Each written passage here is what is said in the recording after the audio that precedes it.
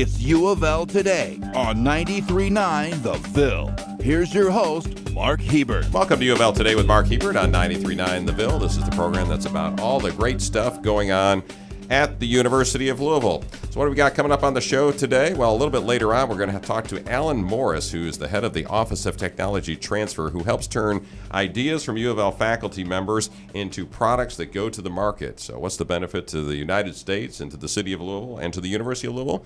Well, Alan will be here to tell you about it. But first, UofL has some terrific corporate partners on our campus doing research, making products, employing students, and making our campus a great place. So what is the future of these industry partnerships, and what is UofL doing with its properties like the old Silos site along I-65? John Gant is the Director of Industry Partnerships, and he's here to talk about all that stuff with us. John, good to see you. Good morning, Mark. How are you? All right, I'm good. Director of Industry Partnerships, what's that mean you do?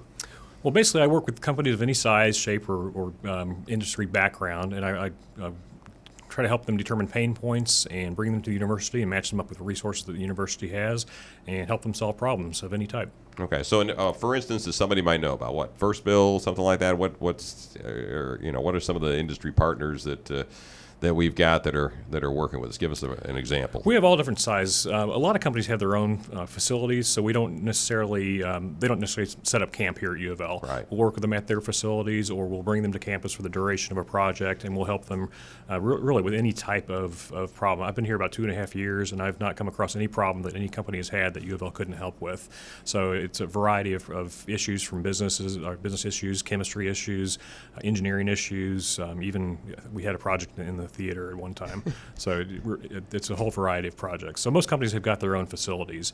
Now, a handful of larger companies are actually moving to campus and setting up innovation centers here on campus, and those are the ones that we're really trying to develop here on campus. Yeah, we'll talk about that here in just a second. So the bottom line is when I don't know, Atria or GE or somebody has some problem they're trying to solve, they can't figure out exactly how to solve it. They may need the Speed School of Engineering or the business school or somebody like that. They pick up the phone and call you and say, hey, can you help us out with this? Is that kind of? Yeah, typically I'll go out and meet with them, try to help them articulate what their problem is, then bring them to campus. We'll meet with students and faculty, and we'll address that problem.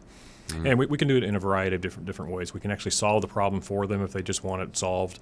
We can work with them hand in hand on the project, or if they are familiar with equipment or resources that the university has and they want to come here and lease time on equipment, we can do that as well, mm-hmm. and let them solve the problem themselves. So what does UofL have that equipment that somebody might want to use? Yeah, it's amazing what UofL has. Like I said, I've been here 2.5 years, but I spent 25 years in manufacturing. And I've actually done a research project at the University of Kentucky because I didn't realize UofL had all the stuff we've got.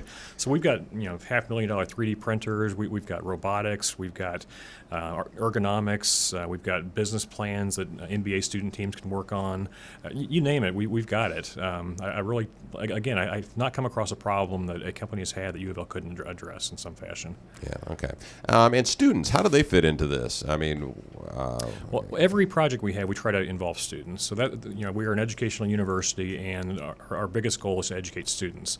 So whenever a company has a problem, we will assign a faculty member to them. Actually, I shouldn't say assign. Mm-hmm. Faculty member will work with them. Yeah, work with them, volunteer to work with them.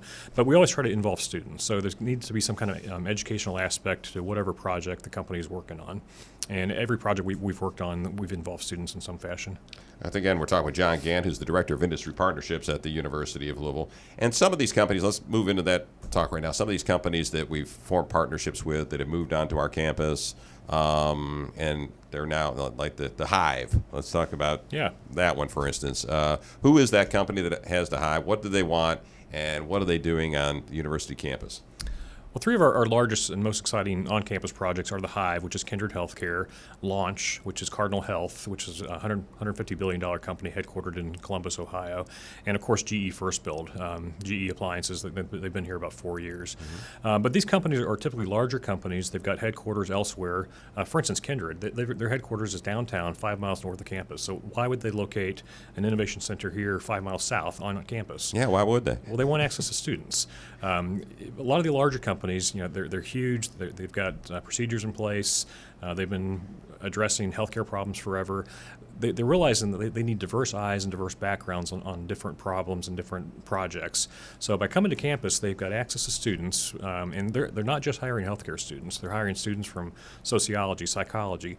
Basically, they're looking for students that have got good personalities, that can work well together, that can think outside the box, and come up with some very unique ideas to traditional problems that the company's having. So Kindred is utilizing students, and they're paying these students too. So they're hiring students to work part-time. They're scheduling the students around their coursework. The students are working on real-world problems that Kindred is having because they have no preconceived notions of how these problems should be addressed. They're coming up with these crazy ideas that are just fantastic, that are benefiting the company. The company is seeing all kinds of results they wouldn't normally have seen just with their traditional employees. The students are learning. They're getting on-the-job experience. They're again working on real-world problems. So when they graduate, Kindred and other companies that are moving here, they're hiring these students. So they're actually developing their future workforce. The students are able to hit the ground running when they graduate because they've already been trained on the job or during school, and it's just been a fantastic relationship for the company, for the students, for the university, and really for the city as a whole because we're able to keep these students here in town versus them leaving town to find work elsewhere. And Cardinal Health and GE, are they in Kindred, are they in buildings that are owned by the university, or how does that work? Yeah, owned by the foundation. Cardinal is just a little bit different. Cardinal is hiring, they've got about 50 students they've hired so far. They plan on hiring up to 200 students, and they've really changed their business model. Cardinal, again, it's a $150 billion company. They are realizing through this pilot program they started here at UofL that these students are able to replace a lot of their existing workforce. So Cardinal is able to shut down a facility in Radcliffe. Now, they didn't lay the people off. A lot of those people are working from home now. But the students are doing a lot of what they were doing in Radcliffe here at the University of Louisville. Again, students are learning. They're getting paid well. They're working part-time around their schedules. They're able to be hired full-time once they graduate, and they've been trained on the job. So it's really changing how Cardinal is looking at their business. So they're going to be starting to do this elsewhere at other locations throughout the country, and really throughout the world. All right. Well, folks want to know. I mean, I get asked, I don't know, maybe once or twice a month, what's the deal with the silos property over there along I-65? We tore the old silos down, and you can see campus now, but there's nothing on that site. Is there any thought of bringing some company or doing something on that site? I'm glad you asked. Yes, there is. That property is owned by the University of Louisville Foundation. So, what ultimately happens with that property is up to Keith Sherman and the UofL Foundation Board. Right. Currently, the foundation is leasing that land to a trucking company just to get some revenue. It's about 15 acres. It's a prime location right off I-65. It's a great visibility. But ultimately, what we want to do with that is develop it. And one project we've been working on for a long time, about 2 years now, and it's starting to come to fruition, is a Spirits Institute. So we've been working with the distilling industries, all the large ones, Brown-Forman, Beam, Suntory, Campari, Diageo, Bacardi, and a lot of smaller ones as well, to develop a Spirits Institute. We've partnered with the University of Kentucky, so there's actually a partnership between both colleges, or both universities. There will be called the Commonwealth Spirits Institute with a UofL campus and a UK campus. And the reason we've partnered with UK, and they've got they have resources that UofL doesn't have, such as an agricultural school, right, and vice versa. So we have things they don't have. So UK's focus will be more on agriculture. Ours will be more on engineering, science, and business. But it's an interdisciplinary study program, which will have a research component, a big research component. There's all kinds of research that these companies need. Going back 200 years. I mean, bourbon's been around 200 years, but there are so many issues that have just not have been researched. Certainly educational components. We'll have online classes. We'll have MBA programs. As a matter of fact, College of Business is rolling out a program in August. I can't really talk about it because it's not quite been approved yet by the Board of Trustees, but they're anticipating approval in April. So after that, they can really start advertising it. But they've been working on this for a while. They're ready to roll it out in August. Speed School of Engineering has got some bourbon classes they've been working on. Is that Stuart Williams? Stuart Williams, Joel Freed, and some others too. But no, those are and Jerry Willing. We've had some of those guys on the show talking about. Stuart's got some really neat. He does. Fingerprint the whiskey projects. webs. Yeah, we're doing a video story on him right now. As a matter of fact, he's gaining some traction with these distillers as well. A lot of his work can identify counterfeit products, and that's a huge problem for the distilling industry. All right, so the Spirits Institute will be in play and be formally announced when? Any clue how far down the road you're looking at? We're working on it. We've met with DISCUS, which is the Distilling Council of the United States, lobby group out of Washington, D.C., but more importantly, we've met with the Kentucky Distillers Association. So KDA and their members are matter of fact, we just had a meeting with them yesterday. Eric Gregory? Yeah, Eric Gregory. Friend of mine. Good. Had a meeting with them, their board yesterday. Laid out the plans for the Spirit Institute, and the plans have really come from the industry themselves. We've been listening to them for quite a while, so we've developed this plan we have in place, and eventually we want to have physical buildings. So if you were to look up the Robert Mondavi Wine Institute at UC Davis, and also the Scotch Whisky Research Institute in Edinburgh, Scotland. Those two programs have been around for 30-plus years, addressing wine and Scotch. Well, the bourbon industry and other distilled spirits need the same thing. They've realized this for a long time. They're very excited that UK and UofL are ready to roll this thing out. They're willing to get behind it financially, and so eventually we want to have buildings in place, research buildings, analytical testing laboratories, things to really address the spirits, and even responsible drinking programs, things like that. Eventually, on that silo project, we'd like to have these research buildings and maybe even an entertainment aspect of that. So you can stop by, you can responsibly go to the bar next door. Stop by, responsibly sip your beverage of choice, go watch a football game, and come back and enjoy the spirits. Well, I guess that's true. You could walk from that silo site is right near the football stadiums, right near the lacrosse fields, the soccer fields, everything. It's along Floyd Street there. So I guess you could, if you get this institute going, you could have a little bar or something there. It would also be a tourist attraction as well. So the gateway to the Bourbon Trail is at the Fraser Arms Museum. So we'd like to see that remain the gateway, and then kind of move on to the UofL campus, and then branch out towards Lexington with all the other distillers out there. Bardstown or wherever, Yeah. Okay. So it's just such and Mayor Fisher has always been talking about bourbonism. Right. This plays right into what the city would like to see, and we're partnering with the city on some of these issues as well. So we're pretty excited about this. All right. So there you go. A little bit of breaking news there, Kentucky, on the UofL Today with Mark. Stay tuned. Stay tuned. We haven't formally announced it yet. Yeah. There you go. All right. So the Sports Institute there. Then the other piece of property, there's about 39 acres behind the Speed School of Engineering, the old Kentucky trailer property that's been basically cleared. And there's been some infrastructure in there, but nothing's been built there. So what's the potential for industry or one of our schools to be building something back there?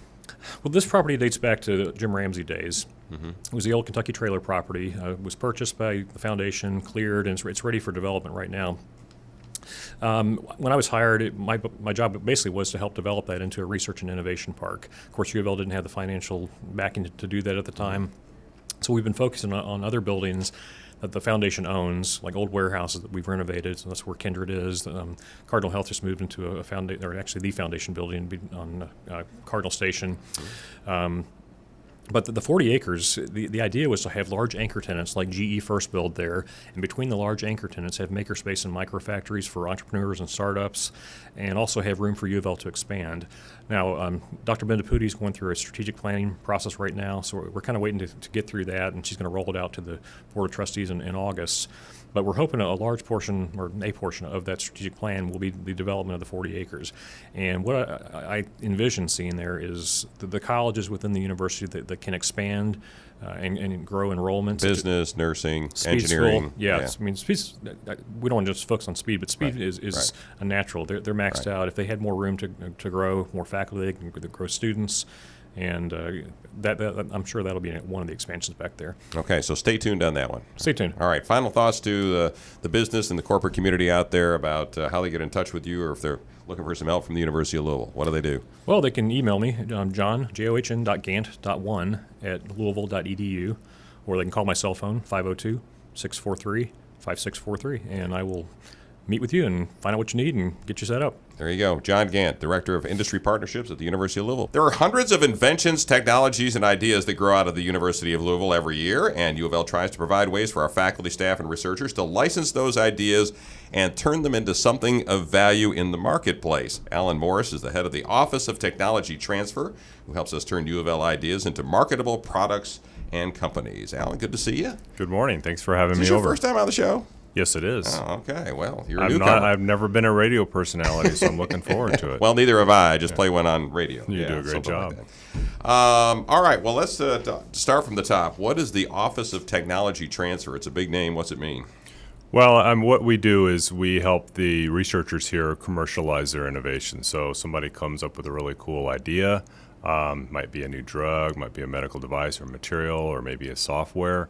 We work with them to assess that, protect it, market it, and license it out to industry. Because the university, we don't make widgets. We do education and service and research. So this helps get the innovations from the university out of the university. Okay, so this is just the things that like the faculty develop on their own, or how does that? They're developed usually as part of their research they're developing. Okay, and when you talk about helping them get it to the marketplace, then what? They come to your office and say, hey, I've got this super duper widget, we'll call it, that I want to figure out a way to sell, and so I need to license it, and what else do they need to do?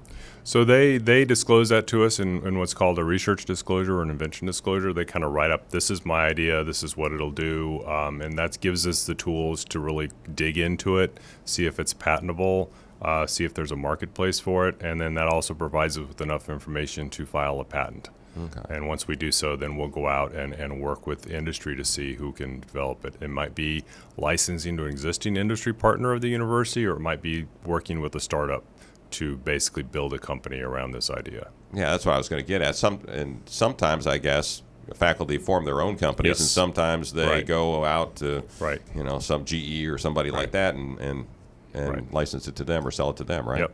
And one of the things that we're trying to do is to help our faculty to have more tools to help them if they do want to form a startup. So a lot of the initiatives that are going on right now are built around how can we help them be successful in forming their startup. I'm talking with Alan Morse, who's the head of the Office of Technology Transfer at the University of Louisville, which helps faculty, staff, and others market their products and figure out a way to license them. So give me some examples. What's an example of a company or an invention or something that went further? We've had one of the successes we had recently, very recently, we had some innovations coming out of the Cancer Center that basically it's a treatment for cancer that's using nanoparticles to go right after the cancer. That was funded further development within the university through the Excite program. And then we were able to find a partner out in California that was very interested in developing that. So they're sponsoring research right now at the institution. They've licensed the innovation, and they're working with us to take it to market. So that's led by Dr. Paula Bates over in the Cancer Center. So we've got that one company that's a good example of what your office does to try and get faculty together with other folks. Are there folks from outside the university who come to the university and say, we're trying to solve this problem. Right. Do you have any researchers or any faculty that are working on this, and do they go through your office to kind of get the deal done? So we can certainly help direct companies to researchers as well. There's also other resources within the Executive Vice President for Research and Innovation Office to help them. I believe at some point you're going to be talking to John Gant, and he's also helping connect companies to researchers here at the university. Sometimes a company comes in and says, hey, I'm really interested in this type of innovation. We track those companies, what they're looking for, and then when something comes along our way, we'll do the connection. And you're changing the name, right, of the Office of Technology Transfer. It's not going to be OTT in the acronym that the universities love to use. So what's it going to be? We're becoming the commercialization epicenter for the university. That's our name, Commercialization Epicenter. And the EPI stands for Entrepreneurship, Partnerships, and Innovation. So that's bringing together some recent things that are happening in our environment. We have the LEAP initiative going on. We have the Commonwealth Commercialization Center with the state that's helping the other universities commercialize their innovations across the state. So we're bringing a lot of resources that will help do a lot more for our researchers here as well as for the Commonwealth. And when you look at this epicenter that I guess it's what you're going to call it, right? The epicenter? Yeah. Epicenter for commercialization. Yeah, there you go. Do you think a lot of folks know what commercialization means? Do you think Joe Schmo has any clue when we tell him, we're going to commercialize our... I'm not sure. And again, commercialization from our perspective is taking an innovation and translating that with an outside partner into a product. That's commercialization. Actually have a product that actually helps save lives of patients, actually makes a big difference in people's lives, even just a simple innovation that makes their lives more promising and hopeful, exciting. Yeah. That's what we're looking for. Stuff you can sell. Yep, you bet. Right? Right. And market. Again, we're talking with Alan Morris, who's the head of the Office of Technology Transfer, soon to be called the Epicenter at the University of Louisville. And when we're putting these things together, these deals together, these companies together, startups potentially from U of L faculty, what's the university get out of it? So the university is obviously very interested in translating the research done here into something that makes a difference in society. We're challenged with that. Our funding agencies ask us to do that. So when we have success outside the marketplace, obviously that brings prestige back to the institution. Wouldn't we love to see the next big drug coming out of the university and people understanding this came from the University of Louisville? Another thing we get is actually we ask to get revenues back. So when a company sells a product, we get a percentage of whatever they sell as we negotiate these agreements with them. We want to bring some money back. That goes back into the research enterprise. That goes back into the innovation infrastructure. It also goes back into the pockets of the innovators. It incentivizes them to work with us. So when a faculty member is working on some research at the University of Louisville, they come up with something that is the next cure for cancer, Yep. and they license that, they form their own company, and they go out and sell it to some big drug maker. Right.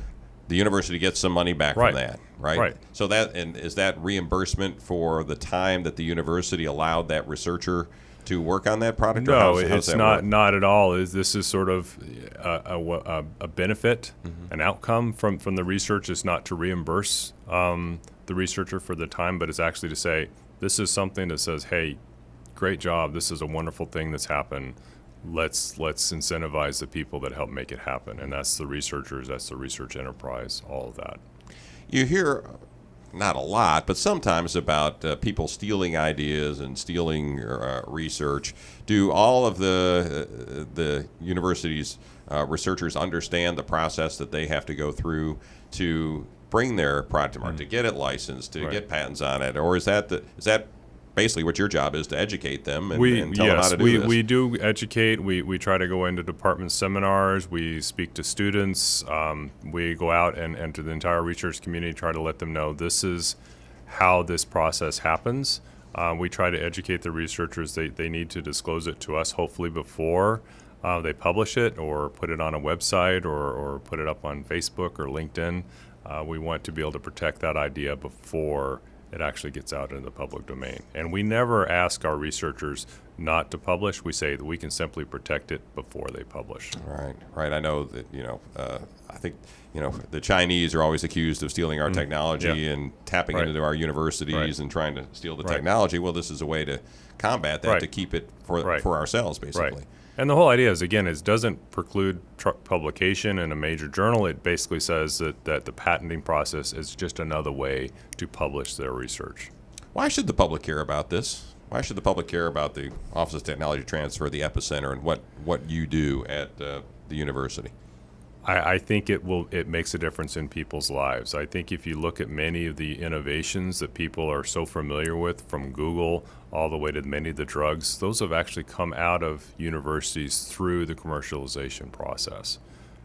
Major innovations are making a big difference in people, all the way to the little @ symbol in your email address comes out of universities and was commercialized that way.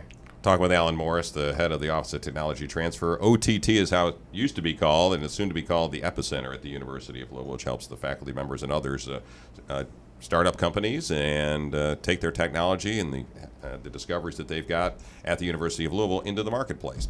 I'm going to put you on the spot here. What are some of the other things that have come down the pike maybe in the last year, some inventions that happened at U of L that have now been taken public and they've formed a startup company, or something perhaps fairly cool that the public would understand? And well, some of the recent successes we had, as opposed to medical, from our Belknap campus, we had an innovation related to advanced manufacturing, basically how a software package that helps manufacturers figure out exactly how to 3D print parts for products.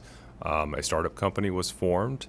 Brent Stucker was led in that. It's called 3P. Not 3P, I'm sorry, that's a different company. C3? No, not called C3. It's called 3D Sim. 3D Sim, okay. And that company was acquired later on by a company called Ansys, who saw this as a great innovation, and they would have the ability to further commercialize that across the world. The university got a fairly large payout due to that acquisition. The principals that came out of the university are still with the company and doing really, really well. So that's one innovation I think that's translated extremely well. So in those types of instances, is the goal of most faculty members to sell their invention to a larger company, or is it to form their own company and try and just keep it to themselves and commercialize it? I think that the goal of most researchers is to see their innovation get commercialized. I mean, they're doing all the, somebody's doing diabetes research, really passionate about diabetes and wants to make a difference, wants to see that their research translates into something that actually moves the needle in terms of patient care. So that's really what researchers are really out to do. And startups is just one of the avenues that they're just taking it a step further. They're saying, I'm going to step outside the university and do a little bit more to take this innovation forward. Does it take a lot to get your invention, if you're a U of L faculty member, from the point where you got that aha moment where you've proven it works, and now all of a sudden you're trying to figure out a way to get it to market? And a lot of folks say that the biggest problem is finding that mid-term investor to be able to keep the research going. So one of the things that we're doing here at the university, we're doing exceptionally well, is to help develop the innovations really past the concept stage and into something that an industry partner or an investor might be willing to pay big bucks to invest in and take it forward. So we have a lot of innovation grants programs, starting with the Coulter Translational Partnership. We had an NIH Reach Award, which we call the Excite program. We have NSF I-Core Site Award. We have the NIGMS Accelerator Hub. So it's so many programs that this university has rolled out, and that's part of the reason why my office is changing and growing, is because we need to basically harness all these resources, bring them together, and package them and offer them as a tool that our researchers can use to take their innovations forward. The bottom line is there is money out there for researchers at the university. And we are seeking more to get more and more of these programs going. Right now, based on some of the income that we've received from licensing, we're starting our own innovation fund using university dollars to further develop these technologies as well. But we're always looking for private investors anytime that or donors, or always. All right. And how long does it normally take, or is there a normal period of time from again, that aha moment, I've got something that works, to the time that I get it patented, licensed, all that kind of stuff, to the point where it actually gets to the marketplace? So obviously for a drug, that could be 10, 15 years from the very start of, hey, I've got a really cool idea for a drug, to the drug is approved, FDA approved, and on the market. For other innovations, could be much, much faster. Say software, obviously the world of software moves very, very quickly. It could be less than a year to having that actually being practiced in the marketplace. That's different. All right. Final thoughts on the epicenter. What would you tell folks? We're looking forward to this. We're looking forward to being much more involved. We're looking forward to working with researchers and forming their startups and helping them build business plans around their innovations. We're working to be much more out-facing and working with industries much more proactively. So we're just looking forward to working with people. All right. His name is Alan Morris. You can track him down downtown. He's with the Epicenter, currently called the Office of Technology Transfer. Thanks for listening to UofL Today with Mark Hebert, and go Cards!